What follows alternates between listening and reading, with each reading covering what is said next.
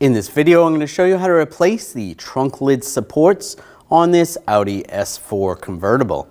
These are going to be located underneath the trunk. Let's get into it.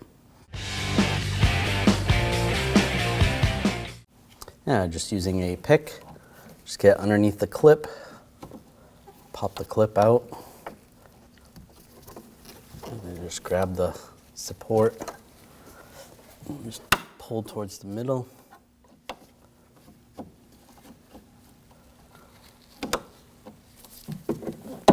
Just like that. I'll do the same at the base. Pop that out, and it comes right off. Take the new one, slide it on down below, make sure it clips in place. You can rotate this so it lines up. Clip it in place, and you can do the same on the other side.